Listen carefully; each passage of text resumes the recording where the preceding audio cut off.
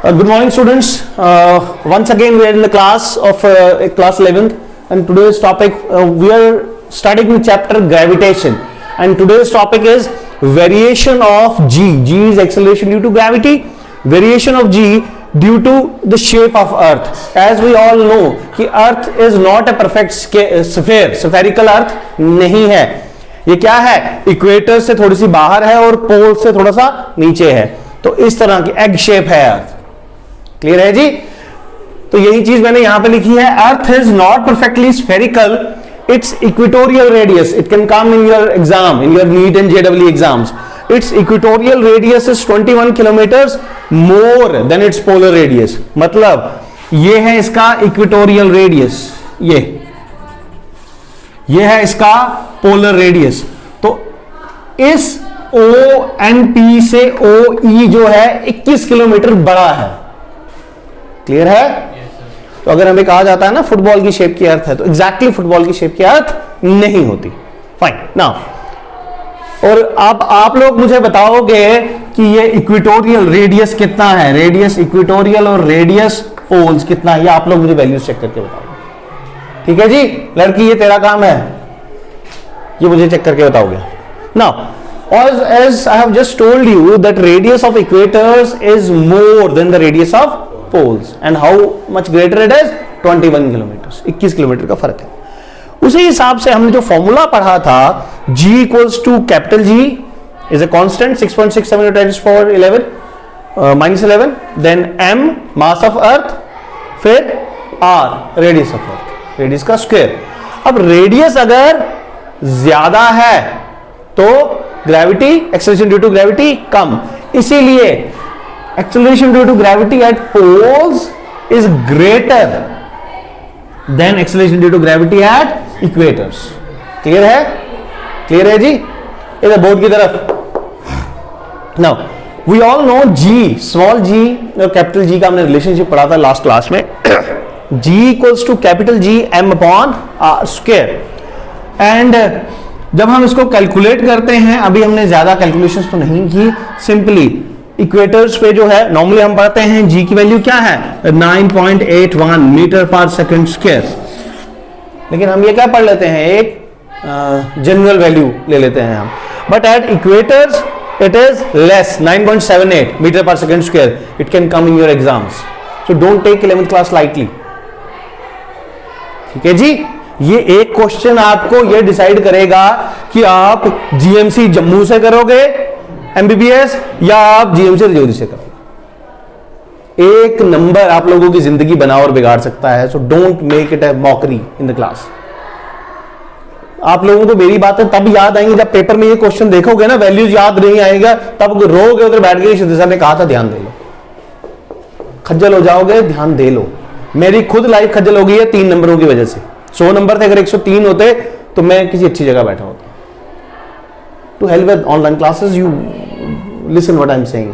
अब कैमरा को देख के आप लोग डर जाओगे या कैमरा को देख के आप लोग क्वेश्चन नहीं पूछोगे, मुझे, मैं बंद कर दूंगा इसको, मुझे नहीं चाहिए. क्लियर है जी? तो थोड़ा सा ध्यान दो, और जो भी क्वेश्चंस है feel free to ask. Come on the board, tell me, I will put it on YouTube, hardly matters. वहां पे भी आप जैसे मेरे जैसे ही लोग हैं, कोई काटेगा नहीं आपको. क्लियर है जी? G at equators is 9.78. You have to remember it. Equator पे कितना है? सबकी आवाज आनी चाहिए. इक्वेटर पे G कितना है? और पोल्स पे कितना है? 9.83. इक्वेटर्स पे कितना है? 9.78. और पोल्स पे कितना है? 9.83. और ये जो है 9.81, I don't remember exactly, might be it is at 45 degrees. You will check it out. Last आप लोग बातें कर रहे थे, ये आपका काम है. G की value 9.81 metre per second square कौन सी जगह पे होती है, एंगल क्या है या लोकेशन क्या है वो बताओगे आप. ठीक है? तो 2 क्वेश्चन मैंने दे दिए आपको. नेक्स्ट, ये क्लियर है जी? The next topic is variation of d due to altitude. मतलब हाइट अगर हम बढ़ाते जाएं तो जी में क्या फर्क पड़ेगा. So let us consider an object of mass m. Consider N body of mass m at a height h. तो r is the radius of earth and above the surface of earth is the height h. तो मैंने वो जो body रखी वो height h के ऊपर रखी. अब वी ऑल नो, ये तो हमें पता है, small g equals to capital G M upon R square, और G डैश इस पे जो एक्सेलरेशन ड्यू टू ग्रेविटी होगी उस टाइम में ये g तो चेंज नहीं होगा, ये तो कांस्टेंट है, मास ऑफ अर्थ तो एज इट इज रहेगा, ठीक है जी। और r प्लस एच, क्योंकि r ये h ये, तो टोटल इसका कितना हो गया r प्लस एच। क्लियर है? तो डिनोमिनेटर में हाइट का स्क्वायर होता है r प्लस एच का स्क्वायर। डन? क्लियर है? ये आगे आपकी इक्वेशन 1, ये आगे इक्वेशन 2, या वाइस वर्सा कुछ भी कर सकते हैं। Now we need to find out कि इस g डैश में और इस g में क्या फर्क है या क्या रिलेशन है, ठीक है। फिर हमने क्या किया, डिवाइड इक्वेशन 1/2। जब हमने इन इक्वेशंस को डिवाइड किया, g dash by g, gm over r plus h का square, gm over r square. Very well, you all very well know कि डिवीजन जब ऊपर जाती है तो मल्टीप्लीकेशन हो जाती है और उलट जाती है। So this is g plus gm by r plus h का square multiply by r square by gm। किसी को समझ नहीं आया तो बताओ। क्लियर है? शाबाश। देखो ये है a by B over X Y Z, ऐसे है, a upon B is divide by x upon z। जब हम इसको डिनोमिनेट, इसको ऊपर ले जाते हैं ना, तो ये क्या हो जाता है, a upon B multiply by z upon x।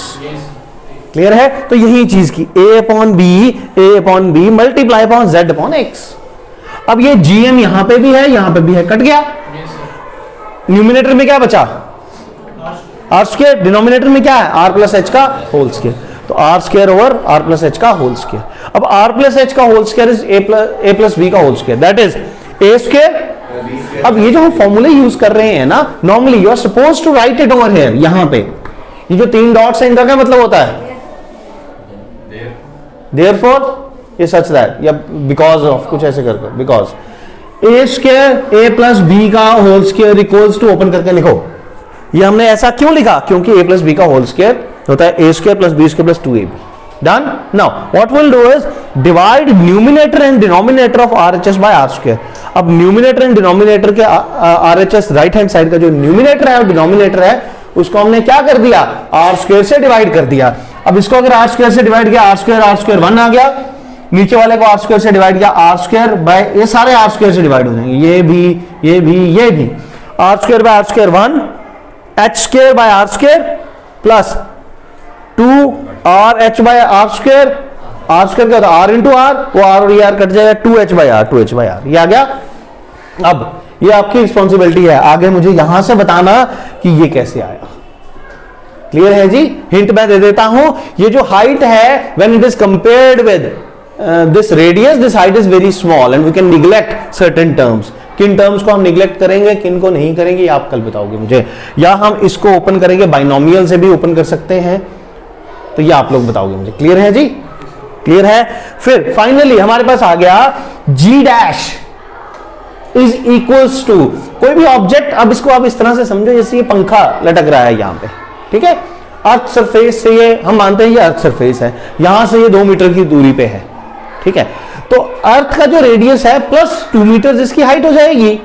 अब जब हम इसकी 2 मीटर हाइट देख रहे हैं तो अर्थ का रेडियस कितना है, 6400 किलोमीटर, 6400 किलोमीटर, ठीक है जी। उसको भी 1000 से मल्टीप्लाई करोगे, 6400 को 1000 से मल्टीप्लाई, 64 लाख मीटर्स। अब 64 लाख मीटर एक तरफ, 2 मीटर एक तरफ, तो हम कुछ चीजों को निग्लेक्ट कर सकते हैं, वो आप देखोगे क्या क्या निग्लेक्ट करना है। Finally g comes out to be g dash is acceleration due to gravity at a height h is equals to g acceleration due to gravity on the surface of the earth 1 minus 2h by r। Clear है जी? कोई doubt है तो बताओ। ये आप लोग ध्यान रखोगे, ये क्या है, ये बहुत इंपॉर्टेंट है, it can come in your exams. And फिर ये कहां गया, 21 किलोमीटर आपका इक्वेटोरियल रेडियस 21 किलोमीटर बड़ा है। अब इक्वेटोरियल रेडियस क्या है और पोलर रेडियस क्या है वो बताओगे आप। मैंने जिस चीज को दो क्वेश्चन आपको दिए, एक आपको दिया। क्लियर है जी? कुछ पूछना है? क्लियर है? चलो that will be all, thank you very much.